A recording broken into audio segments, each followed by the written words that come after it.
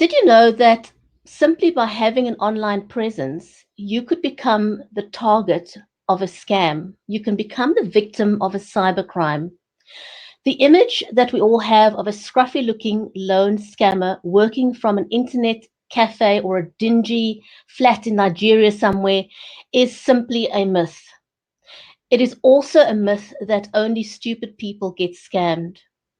Scams are in fact orchestrated by highly sophisticated and well-organized groups of people that are part of a syndicate. They work within a network that operates with military precision. They are experts in mind control and alienating victims or clients from their circle of trust. Today, we're going to introduce you to Dr. Jonathan Farley. He is a scam survivor. Dr. Farley won the Oxford University's highest awards of mathematical graduate students. His experience of getting scammed is an excellent example to help us dispel the myth that scams only happen to stupid people. Don't go away, we will be right back.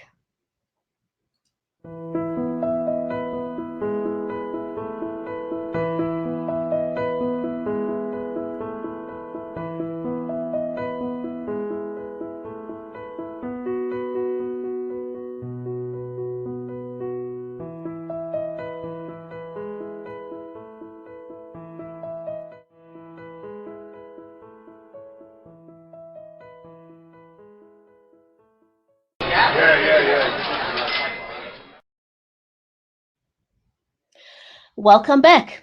This is episode 11 of the Conversation Online Safety. I'm your host, Brigetti Limbanda.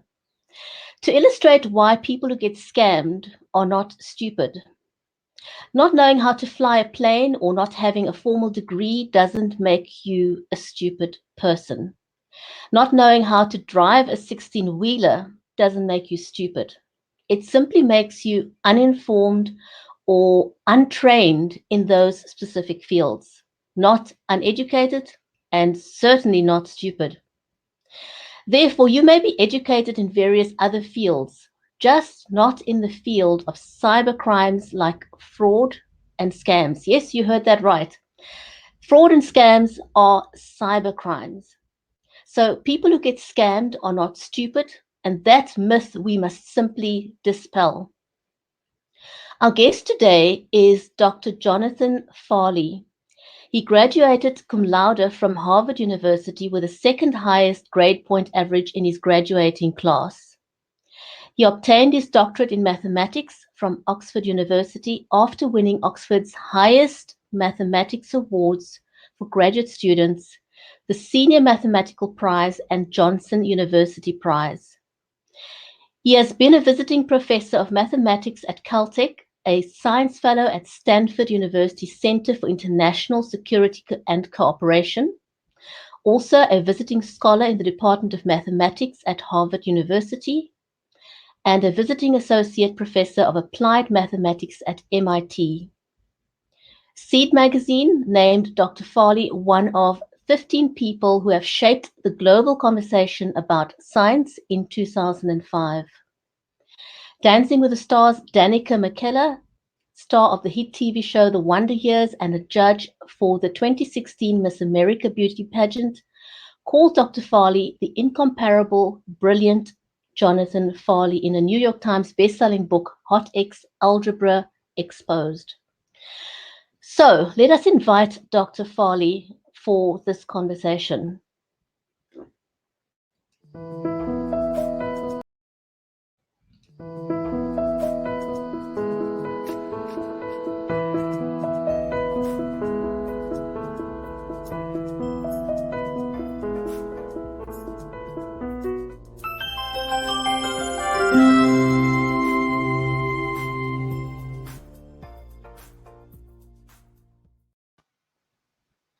Jonathan, welcome to the broadcast. Thank you. But if I can make one correction, I graduated summa cum laude from Harvard University. Thank you for that correction. Thank you for that correction.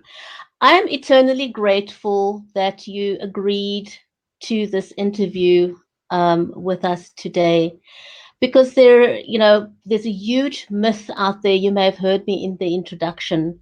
It's an absolute myth that only stupid people get scammed. And it is something that we really need to change, because the problem with that is that it becomes an underreported crime. People, because of the myth, people want to hide in shame. They don't want to talk. And something that's very, very heartbreaking for me is that many of the people who have, and I want to not call them victims, I want to call them survivors. Survivors of scam often find themselves destitute. They get disowned by their families. They lose their jobs. And all of this is because of that one little myth, that it happens to stupid people. And the other thing that people often think is, it cannot happen to me. It won't happen to me. I'm smarter than you. But it's not about that.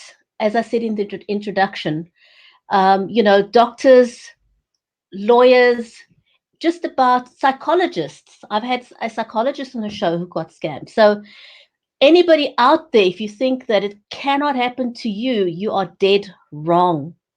The truth of the matter is that by virtue of the fact that you have an online presence, makes you a target.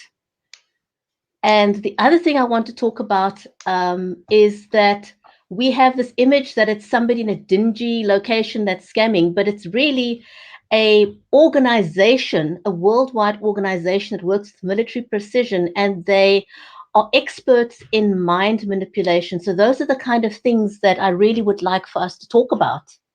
So for those of you for the audience who doesn't know about your experience, could you tell us what happened to you?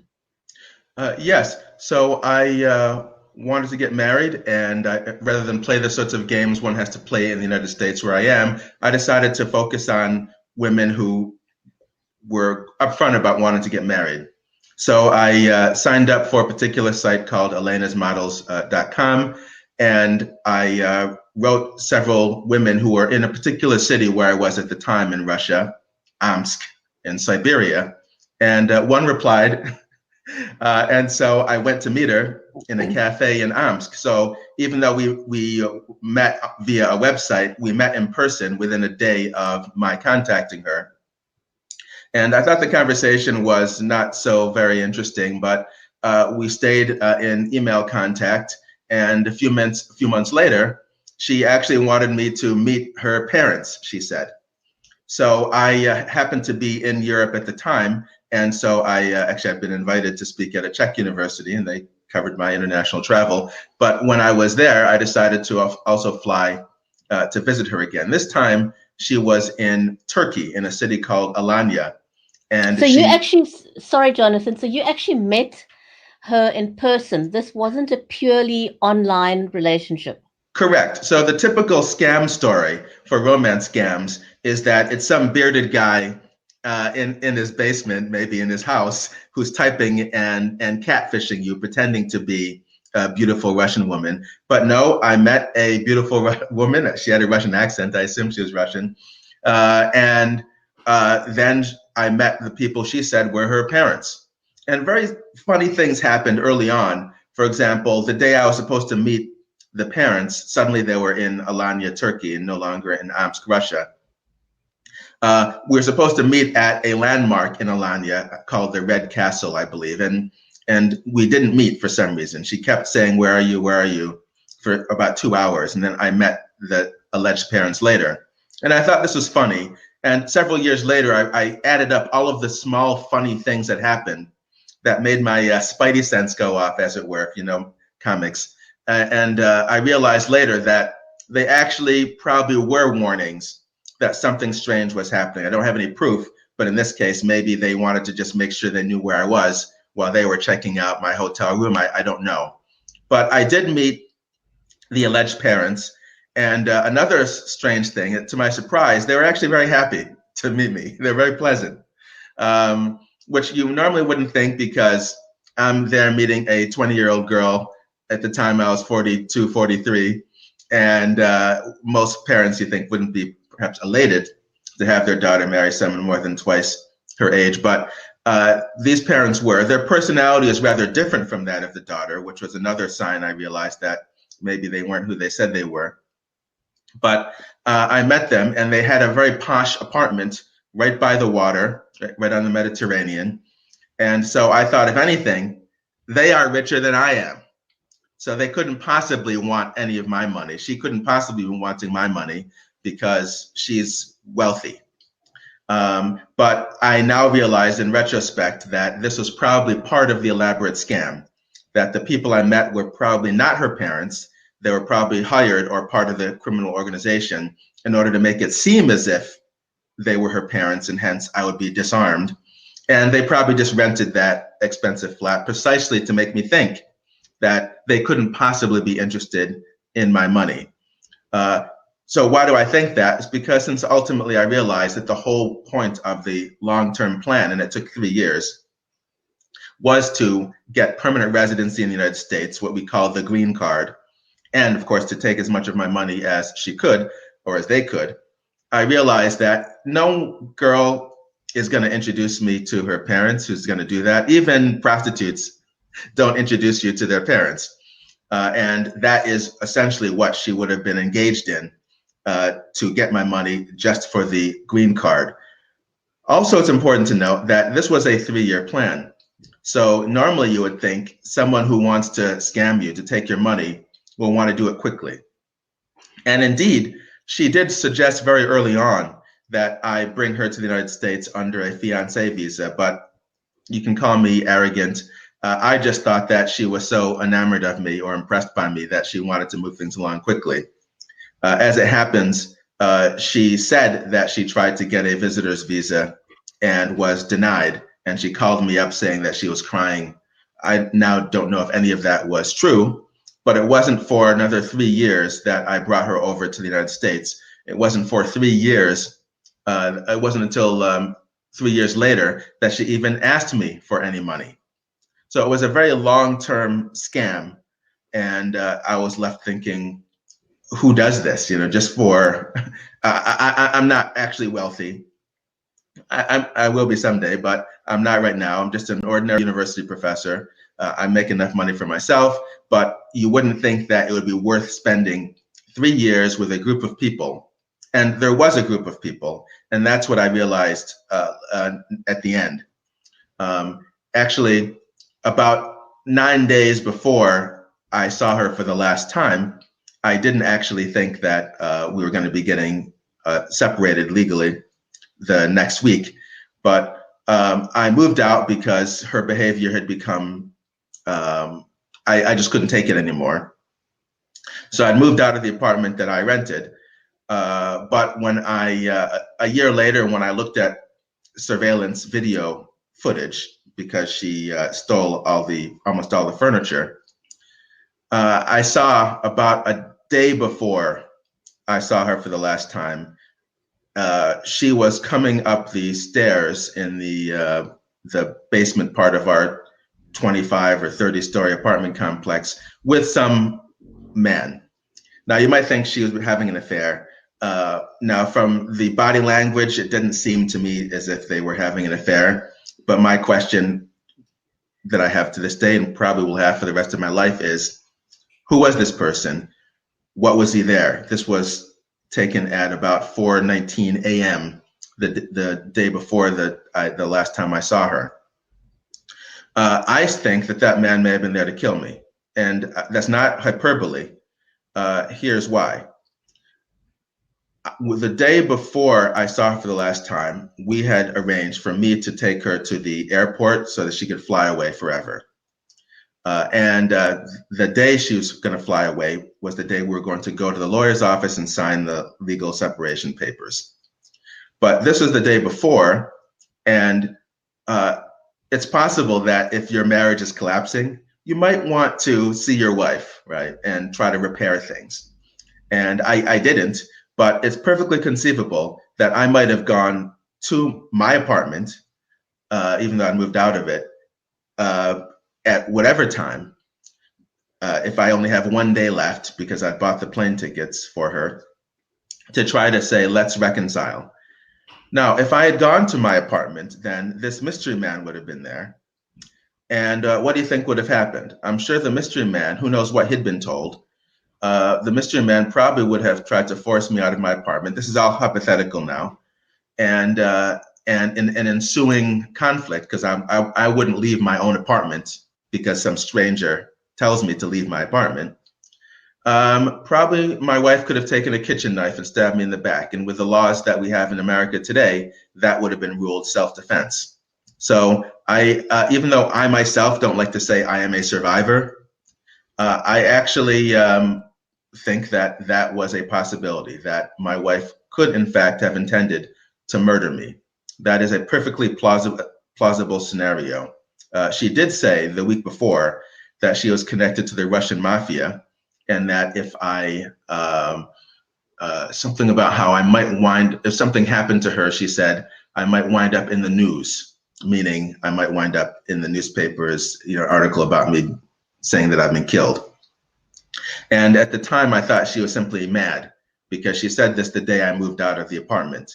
But in retrospect, once she stole almost all of the furniture, I realized, oh, wait a minute, she couldn't have done that by herself. She'd been in the United States less than 4 months. She didn't have a car. She knew English, admittedly, but she'd never been to this city in particular before. She didn't know this city. I didn't know the city, and I'd lived there for 3 years. And I myself, as an American, knowing English and having lived in the city, couldn't have emptied my apartment in the 2-day period that she had to do it. That required organization, ergo organized crime, ergo the mafia, Russian or otherwise. So I realized after she left, after I discovered the theft, about 2 days later, that she had been serious when she said she was connected to the Russian mafia, and that she was part of it, and that it was part of a network. And so I looked back at all of the strange incidents, all of the weird things that had happened, all the things that she had said that made me think, that doesn't sound right, or that seems weird.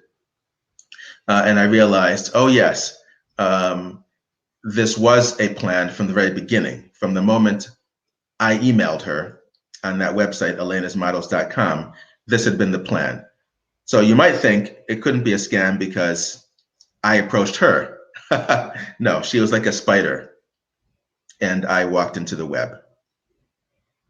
That is that is basically what happens in these scams, and it's something that people need to realize. I cannot emphasize it enough that, as you said, you walked into the spider's web, and that is exactly how it happens for everybody else out there, because they fall hook, line, and sinker for the picture of an attractive man or an attractive woman, and that's simply the bait.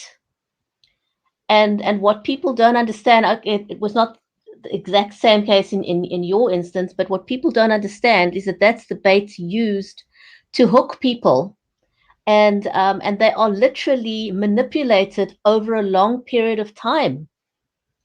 It's not something that happens in a day or 2 days or 3 days. As you said, in your case, it was 3 years.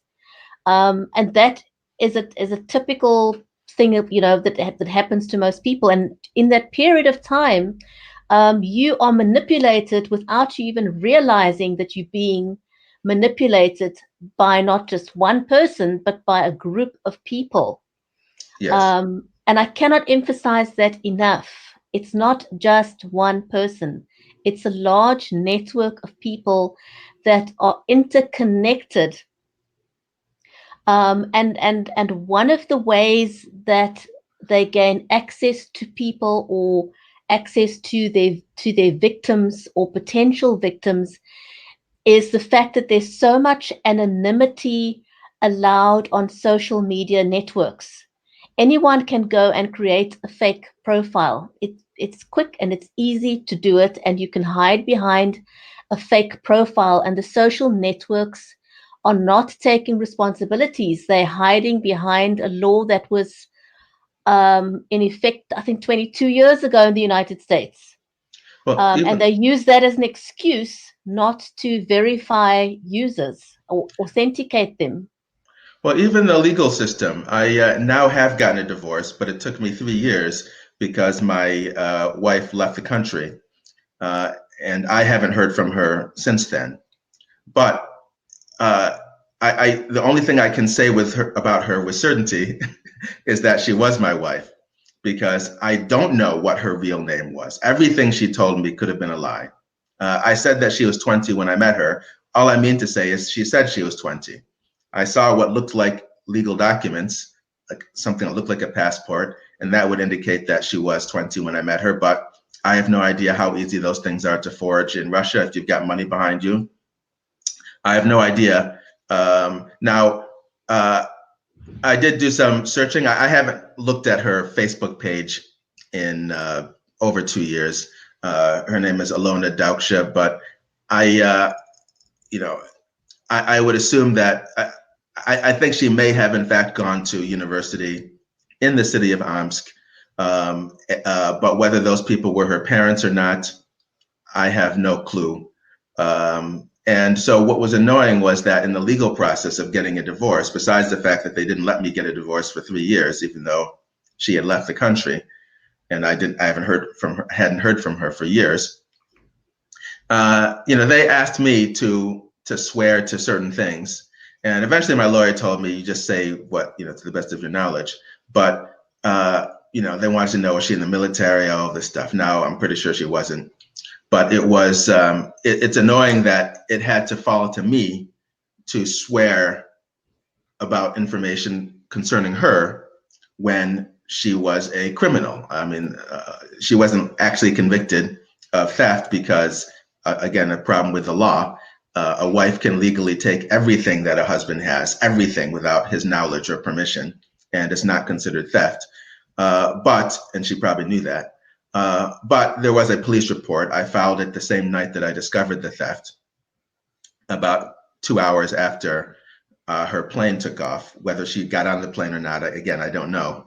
I saw her enter the security area, but for all I know, she doubled back. So this is a problem with the legal system as well. And also there's a problem with how people perceive the victims. It was an elaborate scam.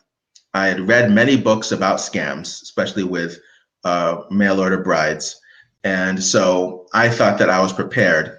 And I had never seen anything in any of the books that I read mentioning a scam like this, that the person might be working with others. Because I knew that what she accomplished, she couldn't have done on her own.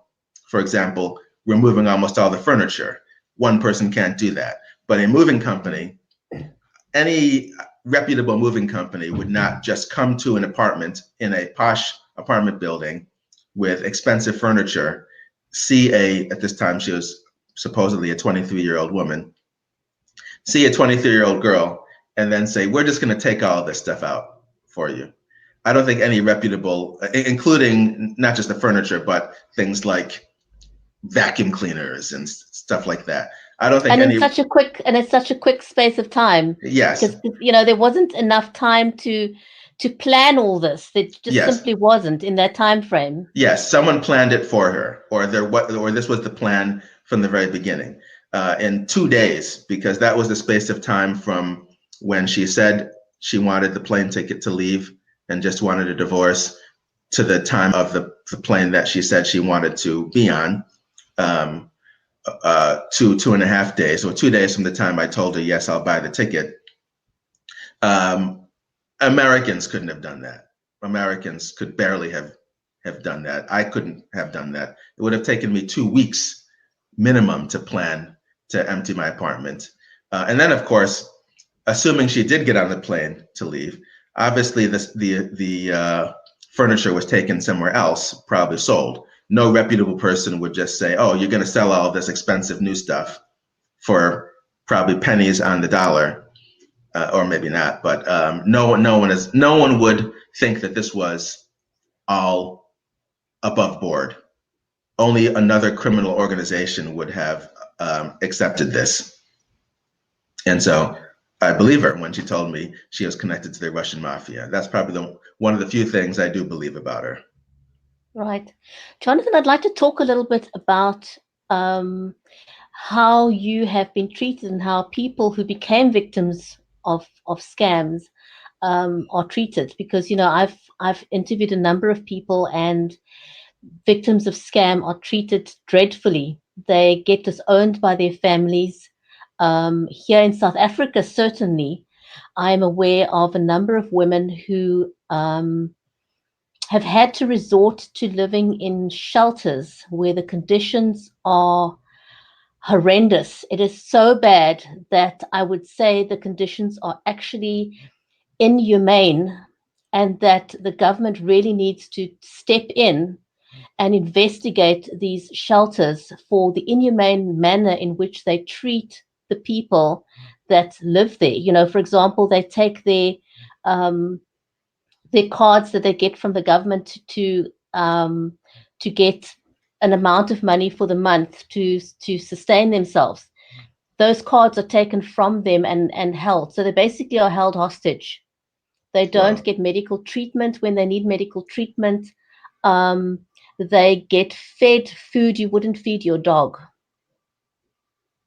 That is Well, how bad the conditions are. So I want to know from you, what would you want to say to people who treat victims of scams this badly? to quote Greta Thunberg, "How dare you?" I think that it is disgusting. Since my story has been put on YouTube and Facebook and local television where I am now, I've gotten very few supportive messages. I even had one person email me angrily from London. He was angry with me. I was the crime And victim. you the victim. Yes, he was angry with me because he thought that it was embarrassing to all Black people that I was fooled by this girl, he said. And I told him, well, she wasn't a girl. It was a 20-year-old woman, 23-year-old woman, maybe even older. That was just that was just the age she told me. I think older because the plot was so elaborate. I'd like to believe that a 20-year-old couldn't have done it before because there wouldn't be But enough it's time. not just her. That was the Yes, point. it wasn't just her. It's not just her. She was Yes, part of a. She was a pawn yes, in a network, a worldwide network, a web that you yes, got caught into. So it's not just that you got scammed by a girl or a yes, true, person. true. But she was an adult woman, and also um, uh, this man was angry with me, and he failed to recognize just what you said, that it was really a network of people who were operating against me. And then also, there was a YouTube channel which you looked at. I myself didn't have the stomach for it, which spent, I think, 20 minutes attacking me. In this case, it was because my wife was Russian and not, say, of African descent or of Black. But it was brutal. And again, I'm the victim. I just wanted to get married to uh, someone who was nice, and the response is, I deserve what I got. They wouldn't say this to anyone else. So on a few occasions when I do reply to people online, I will say things like, do you go to the nearest hospital's burn unit and make fun of the burn victims? Because that's the kind of person you are, because you're looking at me and attacking me, insulting me, mocking me, and saying I deserved what I got. Many male victims of romance scams actually get the same treatment, because there's this idea, women can shoot for the stars when they're looking for a spouse. They can aim to marry a guy who's going to be president, and that's great. But when a man wants what he wants, and yes, it's true, typically men want women who are attractive, who are young. But in my case, it was actually a little bit more than that. My wife was those things, but I also wanted someone who was nice. I had been with other girls who argued all the time, and this girl didn't. As I said, I didn't think she was after my money because she gave the appearance of being wealthier than I was, as if she would be taking a step down to marry me. She never asked me what my salary was. She sometimes said, "How's your job?" But that was the extent of it. At one stage, I even told her that I was going to take a job in China. I wound up not taking that job, but I told her this, and that didn't faze her at all. So you would think that someone who just wanted me for my money would go, "Oh, wait, he's going to take a job in China, and I want a green card to the United States. Okay, I'm going to end this." No, it didn't faze her at all when I said, "I'm going to take a job in China." So she gave the appearance of actually caring, or at least she didn't give the appearance of not caring about me. She seemed to care about, she seemed not to be interested just in the green card to the United States and just in taking my money. So to me, those are valuable things, that we never had an argument until she came to the United States, except for one occasion. And this occasion I could justify because we were in Italy and she got new shoes and her feet were bleeding from the new shoes. And so she was a little cross, and I could, and then she seemed sorry for it. So I could tolerate that. And that was one occasion. Otherwise, everything between us was smooth until she came to the United States 3 years later. And then her behavior totally changed about 2 or 3 days after she came. So that was the surprise. And that could happen to anybody. There are people who have been married for 20 years and then they get a divorce.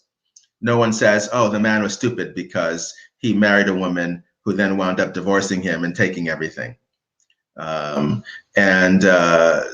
So this is what is slightly annoying to me, that especially when it's a male victim of romance scams, the public almost seems united in the idea that there's something wrong with the man and the man deserved it. Again, I'm a little self-conscious, but in my defense, there are many other reasons also for not marrying someone my own age, because someone my own age, just for biological reasons, isn't going to be able to have kids. And so this is, or if I marry someone even 15 years younger than I am, she'll want to have kids immediately, and I may not want to have kids immediately.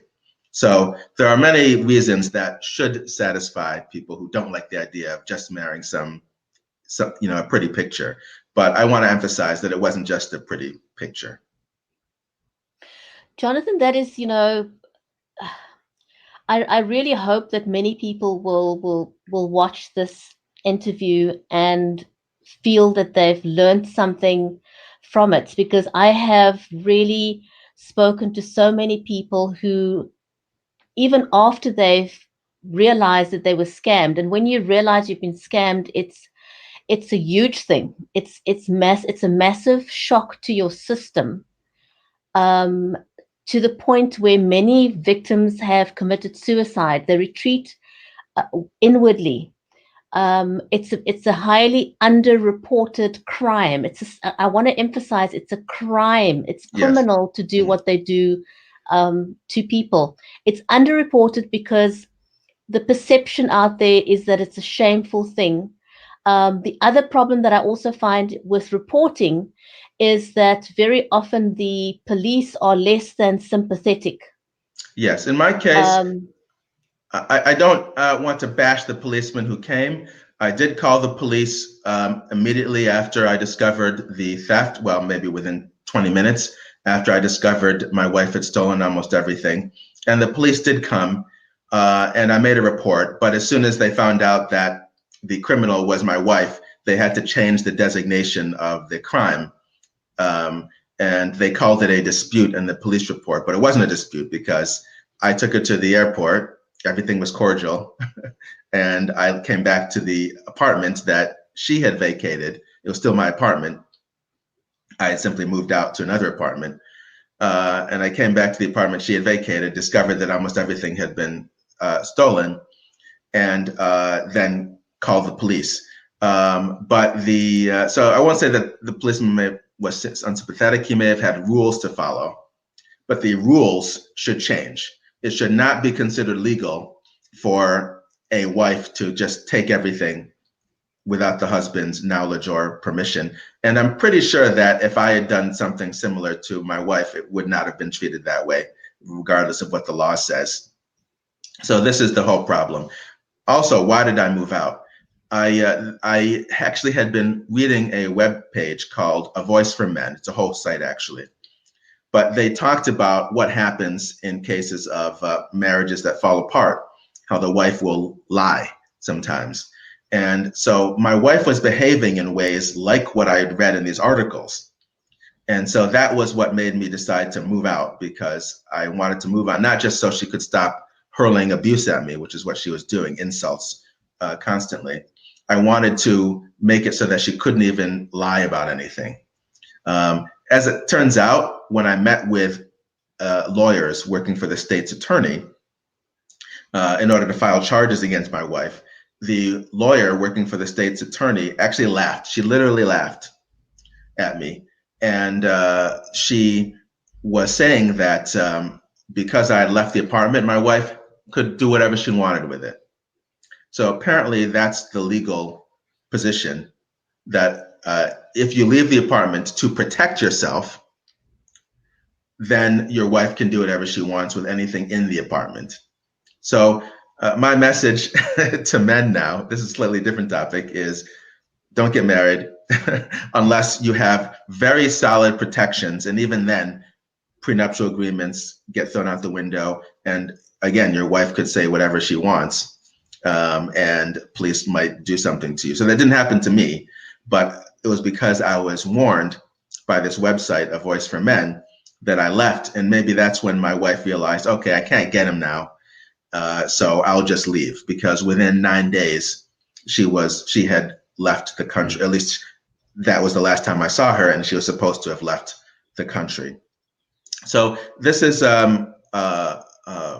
yeah, so that was one point that I want to make. And then in terms of the how it hits you, once I realized that the whole thing had been a scam from the very beginning, I was floored, right? So I was locked in by contract to pay for the new apartment, and it was a posh apartment.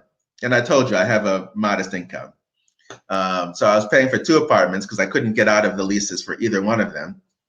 And I had to pay for 2 apartments for a whole year without being able to use one of them because there was nothing in it to use.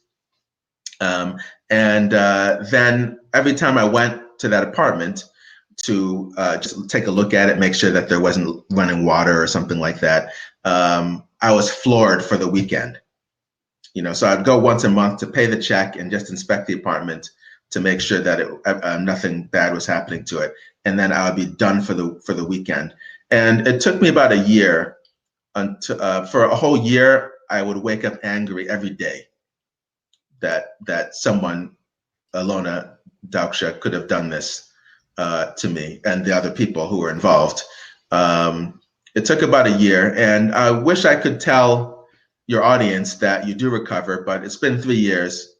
And while I don't wake up angry every day, I haven't for probably 2 years, I haven't recovered.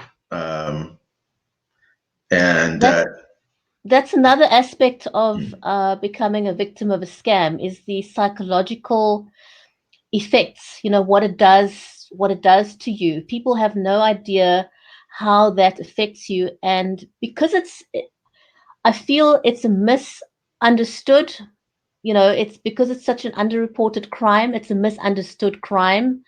And therefore, we don't even have the correct psychological treatment available to victims of scam, because this is something that still needs to be investigated and documented.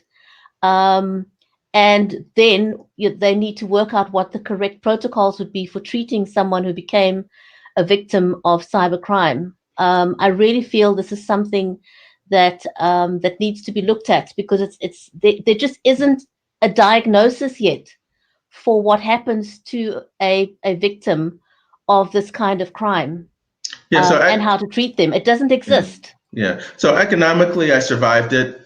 I estimate roughly that I lost probably $50,000 US, and a typical salary is about family income is about that. but over the course of the 3-year period, because I regard everything she did as fraudulent. It was fraudulent. And so all that money, I'm not saying that she stole the $50,000, but that was the amount of money that I spent. She stole a lot, but that was the amount of money that I spent, and it was all fraudulent.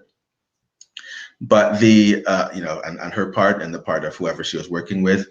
But I was thinking of the Auden poem before we came on, which has a line like, the stars are not wanted now, put out every one, pack up the moon and dismantle the sun. And that's how I wade through life now. I'm a mathematician, I do math, that makes me somewhat happy, but otherwise, I don't really care. The usual things about volunteering, helping other people, I've done some of that, but it doesn't make up for it. And the fact that it could have been worse, I actually think I could have been murdered, and maybe I still can be murdered. The fact that it could have been worse doesn't make me feel any better. It's supposed to.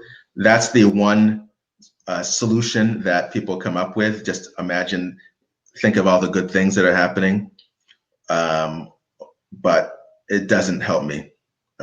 So I'm just going through the motions with life. There's nothing pleasing, really.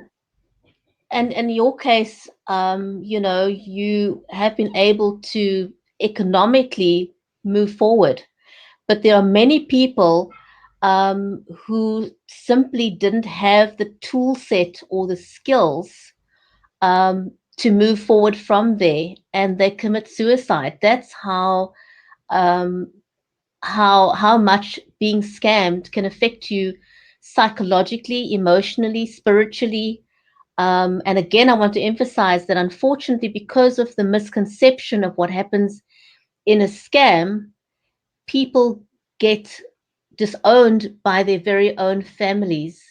And that is very, very heartbreaking. So in my case, it actually brought my family together, but I remember having an unfortunate argument with my mother because I had taken my wife to my parents' house.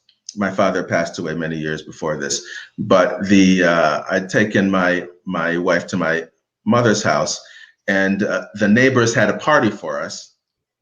And then at some point, my wife disappeared. And after an hour, I was wondering, where is my wife?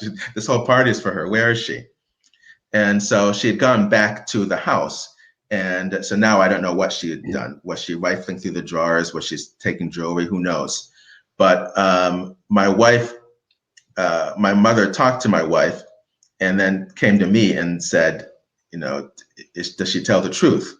Because my wife was pretending that she had gotten sick, and my mother didn't believe that. And I argued with my wife because I was angry that my mother could think that my wife was anything but honest. And I now realize, of course, my mother saw through my wife. I did not. And so I apologized to my mother months later when I discovered the truth.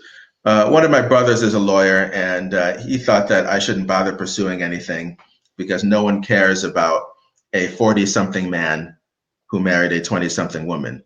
And that actually might be true. But if it's true, that is just prejudice against 40-something men. I don't lose my rights because I'm a 40-something man who married a 20-something woman. 20-something women don't have carte blanche to rob anyone, to lie about anyone, or who knows what she was doing with my credit cards. She knows my social security number. They don't have carte blanche to do all of that just because they're young and I am middle-aged. And also, I don't want to say that the people who commit suicide are doing what's wrong. If I am found dead of suicide, I want police to investigate it. It could be the Russian mafia, but trying to get revenge for exposing them. But look at my life. I would like to think I can recover, but in fact, I was the one who had years stolen from my life. I could have taken, so you showed a photograph, I think, of my wife and me maybe in Amsterdam or something like that. And I could have taken someone else to those places, to Italy, to France, someone who would have appreciated it. And now, at the age I am now, it would be pretty weird for me to marry someone who is, or to even date someone who is that age. Someone who is that age would clearly either have some issue, some mental problem, or want to just be with someone who's going to pay for stuff, which obviously no one wants. Whereas when I was in my early 40s, it was a different story. I was right on the cusp where it could have been acceptable. There are marriages where the gap is 20 years, and there have been successful marriages, and they stayed married for decades. I know several people like that. But when it gets up to 25, 30, then it becomes weird. And this is important because, as I said, there are objective reasons for wanting to date someone who's that age, because they can have kids without any complications. You don't have to spend $100,000 on fertility treatments. So I was robbed of that as well. And going forward, since time only goes in one direction, I can't get that back. Now, I know in America, your audience is worldwide, but in America, they hate people who whine. So I don't want to give that appearance. I'm just stating a reality. And the people who have the solution to those who are sad say, just turn that frown upside down, or these trite solutions, they don't work because the objective conditions have not changed. Objectively, what makes the person upset has not changed. Right. What would perhaps help me is if my wife and the people connected with her were arrested.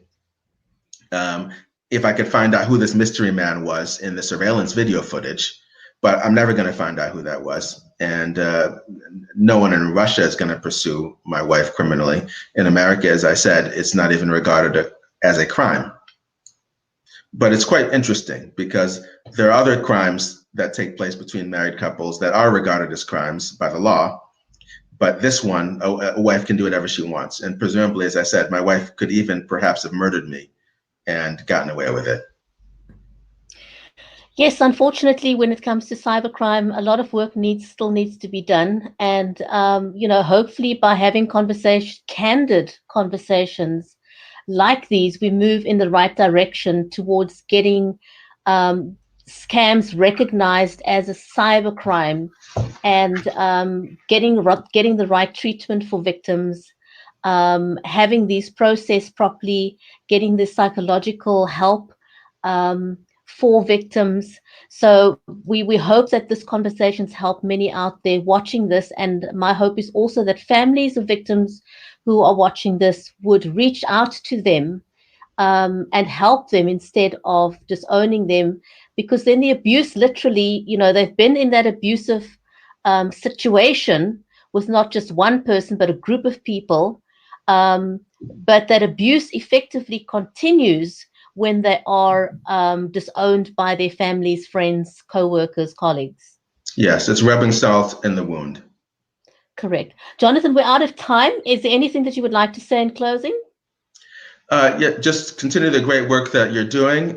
You don't have to be stupid to be a victim of cybercrime or romance scams, but make sure that, if you have these little feelings about something that seems odd, trust them. That's a great note to end on. Thank you for being a guest today, and thank you for the candid conversation. You're welcome.